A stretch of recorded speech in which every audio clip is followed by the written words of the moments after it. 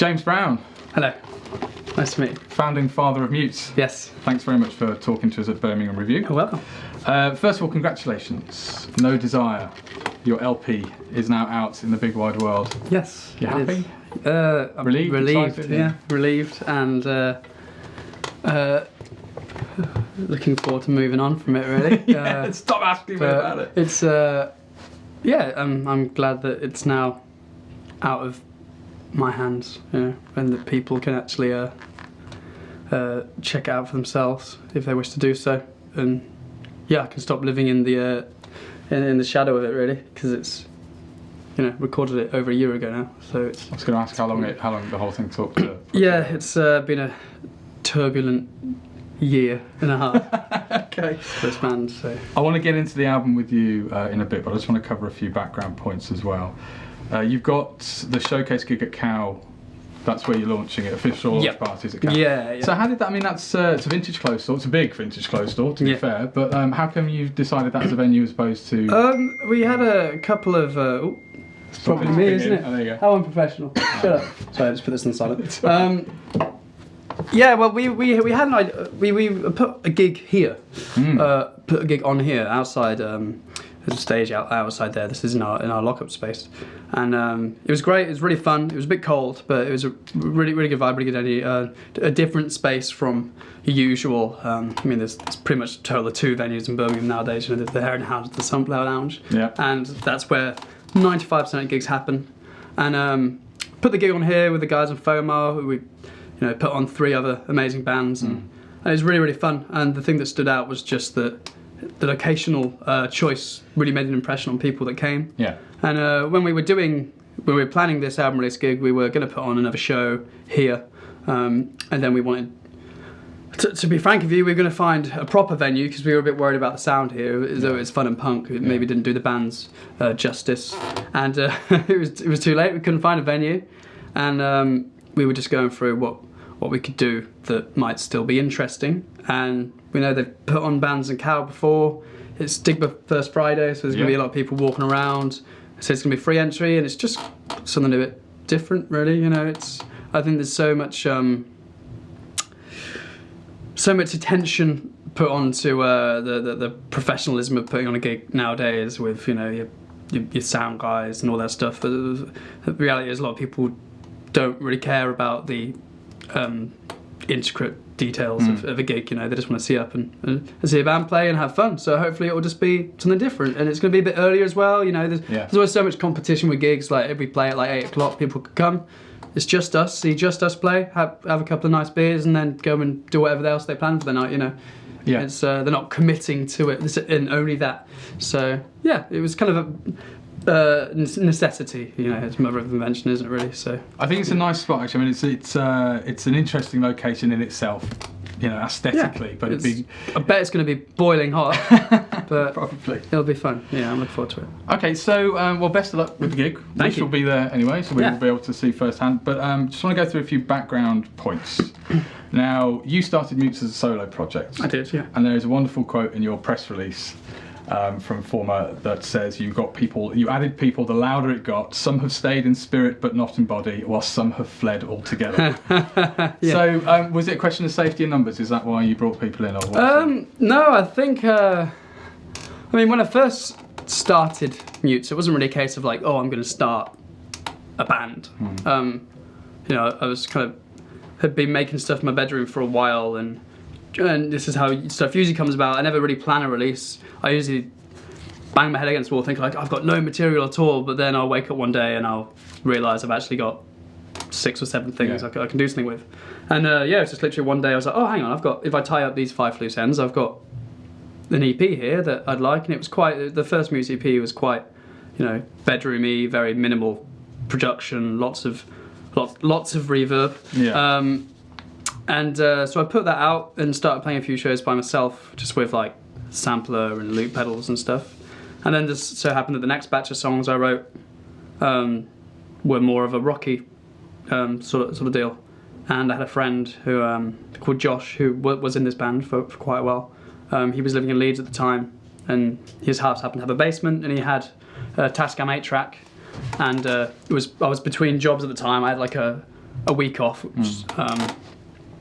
and I said, "Oh, Josh, can I come to yours?" And because he had a drummer that lived with him as well, I was like, "Can I come to yours and just record an EP over a week?" And he was like, "Yeah, sure." So on Starvation Age was that EP. I did everything but the drums. Then obviously I wanted to start playing the songs live, so I enlisted some friends, and that's how it came out to being a full band thing. It was never my intention to it, I need to bring other people in. It was the only way that those songs were ever going to have a life outside of the cassette, So band by osmosis in a way. Yeah. So the lineup as it stands, who's going to be on stage at Cow? Be myself. It'll be some of them are around us now, you. so yeah. Yeah, they're all here listening carefully. It'll be myself, unless something goes wrong. Fathers on bass and Rob on drums. Okay. And we're a 3-piece now after being a 4-piece for ever since we became a band. Yeah. So it's been an interesting journey. I think it's been stressful and extremely rewarding, I think is the way I put it. Is this tying into the fled altogether quote from the press release? I'm just intrigued by it's I think I was just being dramatic, to be honest. It's just really boring when people give boring answers. But the truth is that I'm on really good terms with all of my ex-members now. I think they might all be at the gig tomorrow. Actually. There you so go. Well, yeah, and obviously the guys that played on the album was Junior, who plays in Johnny Foreigner. I said Josh and my friend George as well, and they all did such a fantastic job. We really rushed this album in terms of like the recording. There was not a second wasted because we couldn't afford any more studio time. Yeah. I'm really proud of the stuff that I've done with everyone that's been in this band and the shows that we played with them. It's and who knows, what might happen in the future. We might go back to a 4-piece, we might stay a 3-piece, we might get a harp player. You just never know. Harp player would be good. It would be good, yeah. Some of the tracks. It's like that angelic vibe, But yeah, we'll see. It's. I think when you are, if you're trying to be creative, to put constraints on it is the. Although it can be very good to work within boundaries, often you just got to let what happens. So, yeah, sure. Which is why I continue to do solo stuff, because if it comes out and it's a solo song, then it will go on a solo EP. There's no, Mutes is whatever Mutes is. Okay, so the writing process, though, that's all from you, or how collaborative is that? Or how collaborative was it for No Desire then? For No Desire, Josh wrote the music for a couple of songs, and he wrote the lyrics for all of the songs that he did used to sing on, and then didn't in the recordings because we couldn't get around to it, so I ended up doing it. But aside from that, generally it's always been me. Yeah, I've generally written everything. Okay. We've always jammed it out or whatever, but yeah, I'm the principal songwriter. Take us through the production process, and we started to touch on this before cameras were rolling, and I made the comment that it sounded, and this is my layman's terms, there was a high-end production in there, because the 9 tracks do work as a unit to me when you listen to the album, and it feels like it's been crafted. There are some curious samples in there. Peter Dawson, I mean, where did that one come from? My girlfriend and I got interested in tape loops, and we were just like scouring King's Heath High Street for cassettes, and because when you want to make them, you have to take apart the cassette and cut the tape itself to a certain length, and then make a loop out of it. And the cassettes that are easiest to do that with are the ones that are held together with screws as opposed to glued shut. So we'd just be going through bins full of cassettes and charity shops and opening them up and find the ones that had screws in, and be like, okay, we can use this. By the time you take any tape loop, put it through your 4-track, resample that, pitch it down 2 octaves and reverse it, you've got a group of record or something. So I had this one that was like golden radio sounds, and the 2 cassette loops that are on the album are just side A and side B of that loop that I made, and just put some delay and it's just another interesting, you know. So it wasn't a political standpoint to harking back to the Empire days or anything? No, absolutely no. I didn't even know who it was until you told me, to be honest. It was just a kind of a found sound sort of thing, really. So damn, that was my point where I was going to try and be clever. Yeah, sorry. Yeah. So it's your fingerprints all over the record. It feels, it feels matured from the EPs, but how long did you spend in the studio? What was the recording process? With this record? Yeah. Oh, bloody hell. We only had 3 days. We literally did drums and bass on the first day. Then second day we did all of Josh's guitar. Wow. And third day we did all of my guitar. And then we had an hour and a half to spare, so we recorded a bunch of just ambient loops that became no center and clearness. I think I did. I'll have to look at your track list next. I've got recording. I did the majority of no center in this room, just with like drones. As I've called it, 7 minutes of distorted sound fuzz with a 20-second kiss goodbye. Yeah, that's it fades into dust, doesn't it? And we really were totally rushed for time, which is why it surprised me when you said it sounds like it has high production values. I mean, I like the sound of it, and Dom did a really great job. Yeah. Again, considering all the constraints we had. We had no money. Dom, bless him, had to mix the album in his bedroom while his girlfriend was sleeping and stuff. You know, the studio was a place called 123 Studios in Peckham, which is owned by, I can't remember his name now, Brad something. He's Florence the Machine's producer. Okay. It's really, really lovely studio. Really, only 2 rooms: control room, the live room, and quite bare, but there is a Grammy on the wall. So he has amazing live room, amazing selection of microphones. So the drum sound was fantastic, and I'm a big gear nerd, and so the other guys I recorded with at the time. So we just kind of rehearsed. We knew what we were doing. We've been playing the songs live for a while. We just went in there and hammered them out. You know, it was. Yeah. And then I did all the vocals myself in a cupboard at home with a duvet between 2 doors for like a makeshift vocal booth, and pissed off the neighbours a bit, but never mind. It's an impressive end result.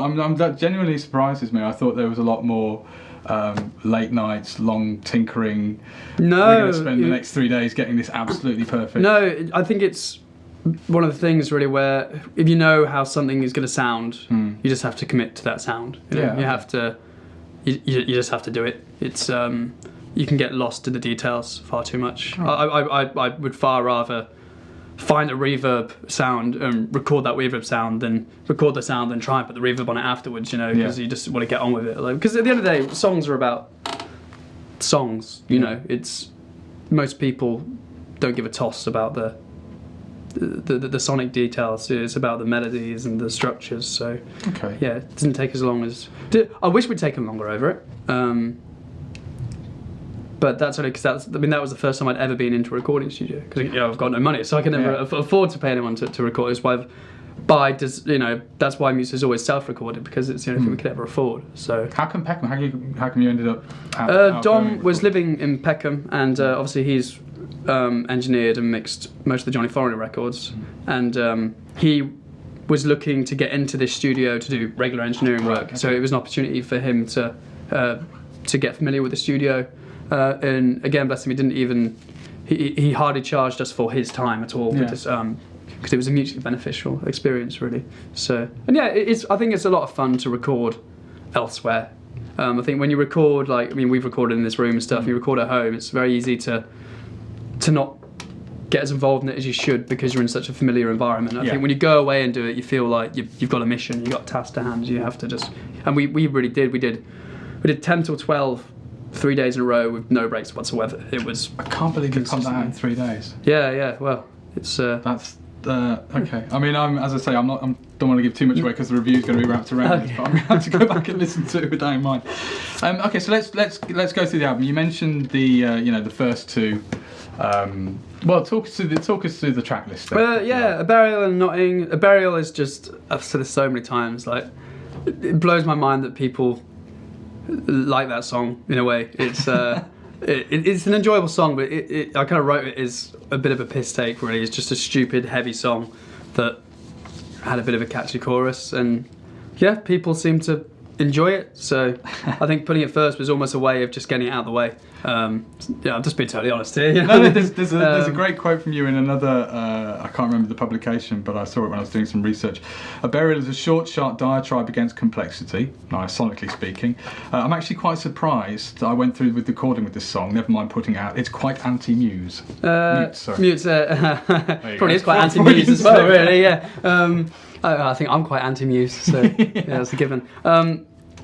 Yeah, I don't know, it's just, I'm probably just being a bit of a knob about it, really. It's a song, it's an enjoyable song, it's just very boneheaded, I think. Okay. But it's always fun to play, isn't it? You know, it does go over well live, so yeah, it harks back to the fact that I love Nirvana, really, you know. You get that straight away from, Yeah. in fact, I was trying to avoid the comparisons, but there's 3 bands that I've got in my mind after listening to the album, but straight away. We'll revel at the end, I'll be interested to see what they but are. Nirvana was the first, as soon as even the video kind of feels, you know.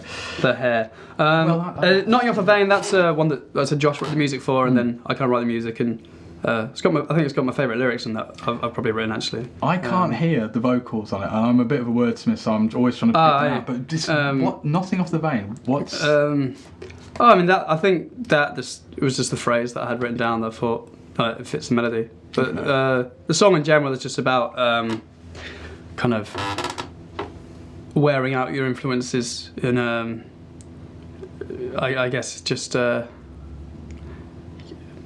not looking inside yourself for originality's sake, and just wearing your influences on your sleeve too much, basically.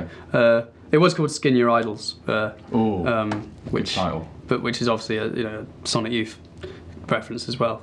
Okay. And it also, but I didn't call it that because this draws more attention to the fact that I just constantly rip off Sonic Youth. So, Okay, not one of the bands I had in my mind. I'm not a... bugger! I've failed then, haven't I? Well, okay. So I mean, I've got various notes I've made for the sake of the review, but you tell me some of the highlights or the lowlights even, but points in the album that you want to shout about. I think for me the highlight is that I think, like I said, I managed to structure it fairly well. I think it all works how it went. That wasn't even a word I said there, was it? It was just a noise. I think the title track is probably a highlight for me. Yeah, okay. That was quite a ambitious one. I mean, it's a big step out. The times of the songs are very interchangeable. There's not one sort of set format you're going for, but 10 minutes. Yeah. Well, I think that's another thing I'm proud of, is that I do think it's all over the place. Yeah. I think that there's drone in there. There's there's punk. There's kind of almost proggy stuff. I think I'm proud that that's the one thing I try to do with this band. Whatever guise it takes, is I try to ensure that it never repeats itself. I don't think we have a sound, and I think that's been to our detriment in many ways, because promoters don't know how to book us, and we don't really know who to market ourselves at. But that's all a bunch of fucking bullshit anyway. You don't, if you can't sleep at night because you haven't figured out how to market yourself that day, then you shouldn't be fucking making music, because that's not the point. Yeah, no, fair enough. I mean, we're here. So, we were interested in it. Yeah, well, thank you. Just got to hear the music, really, I suppose. Yeah. I think, I mean, fair enough, you're saying you don't have a sound. There's something identifiable to me, and it feels like an evolution. No Desire feels like it's moving on from the previous EPs. But so how's that going to translate to stage then? What should we expect at Cow, and if there are any other? I think being a free piece, we've had to not restructure the songs, but definitely approach them in a different way, just to fill, because it's quite a dense space. And when we had 2 guitarists, there was a lot of stuff going on, especially when me and Josh were playing together.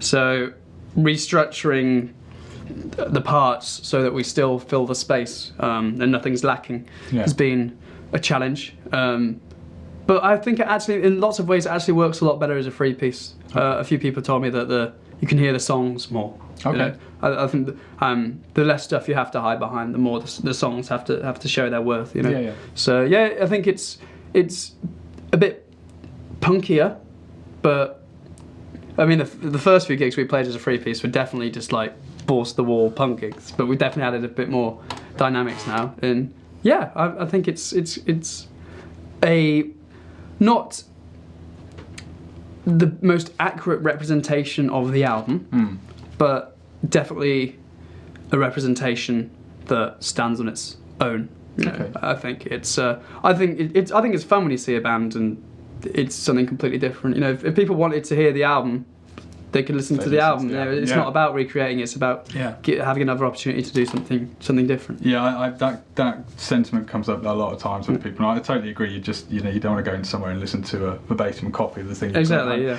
Is there anything that you couldn't translate to a live gig? Is there anything that's on No Desire that isn't going to make it to stage because it's not fit? You know what? I never thought the title track was going to make it to stage. I thought that was going to be way too difficult, and we've done it now, haven't we? So is that going to be? I've learned to not. Yeah, that we'll be playing that tomorrow. Yeah. About clearness.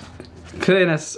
See, again, like, I could never. That was just a loop that was going originally, so I can't really recreate any of the ambient stuff. But there'll probably be ambient stuff in there that sits in its place, as it were. But I mean, I would have liked to play the album in order. Yeah. But I think the only hard one is Primrose, because our old guitarist wrote it, and he used to write it and sing it, and it was in this weird tuning. Haven't figured out how to play that one yet, but it is something that we want to try and figure out, because it was a rager when we used to play it. So yeah, I've got fast-paced rabbit punches. Rabbit punches. I don't know why I chose the word. It's not very vegan, is it? No. Okay, so you've recently played Victories at Sea at the Hare and Hounds. Yeah. Was that anything off No Desire in the set, or was that a showcase for that, or were you saving it all for the camp? No, we played, I think, a few tracks from the album all the time. Probably always will. It's we got new songs to play. Got newer songs that haven't played. So there's always been a few. What's the response been like so far? I mean, you've dropped two tracks off the album? Yeah. Well, three now, because we put out the title track as well. They put out Vanishing, A Burial, and No Desire. The response has been, good. Yes, it's I was saying to you, it's trying not to be pessimistic. Everyone that bothers to listen to it enjoys it. Yeah. Once they actually pull the shit out of their ears, they enjoy it. But 9 tracks isn't the longest album in the world. No, it isn't. But we live in an age of, like, unless you're signed to fucking captured tracks and you've got a couple of chorus pedals and an infatuation with The Simpsons, no one wants to know. And that's not even a slight against Matt DeMarco. It's more a slight against his endless waves of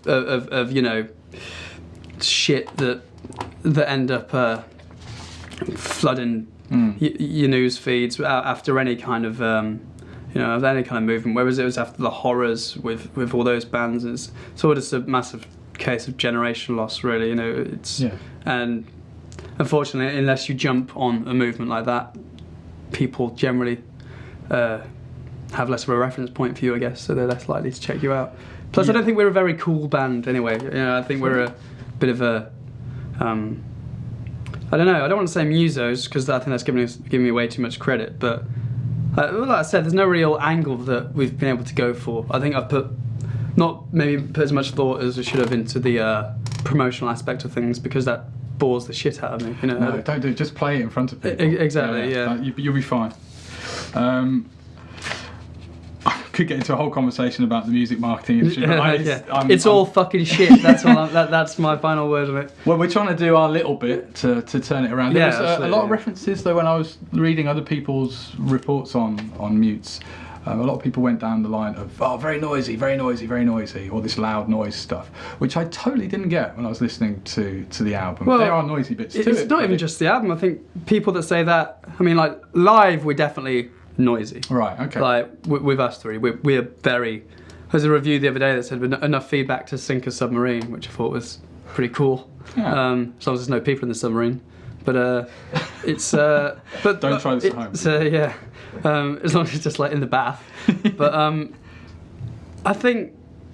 I've never seen us as, like again, like, whenever I'm, like, trying to sell the band, noise rock is a term that I always use, but only because it's a term used to describe bands that I don't consider noise rock. Like, some of my favourite bands, like Women, and I said Sonic Youth, and like Yola Tango and stuff, you'll see those terms used, but that is just one side of the band.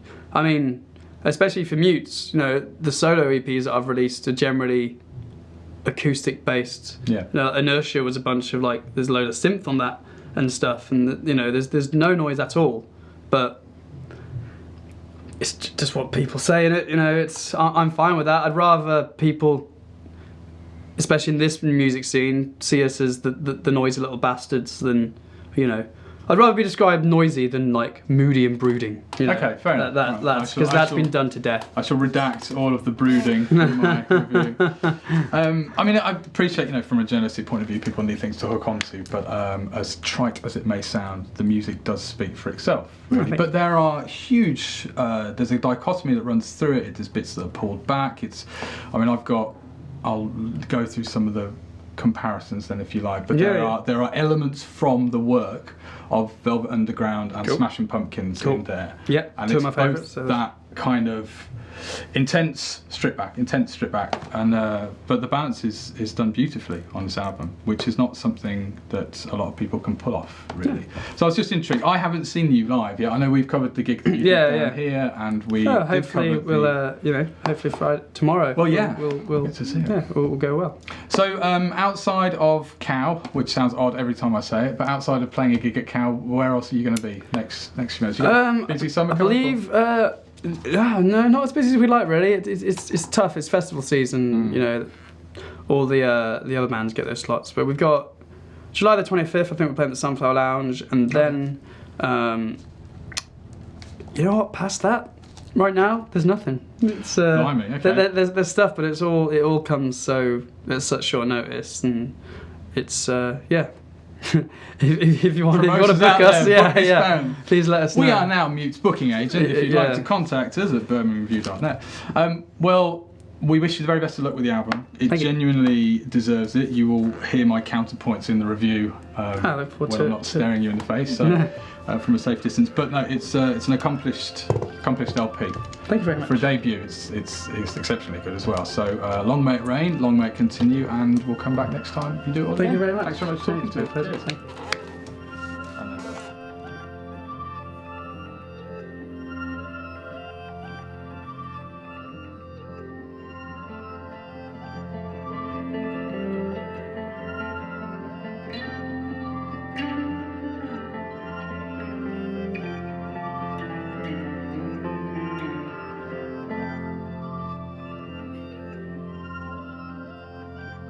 Crowds like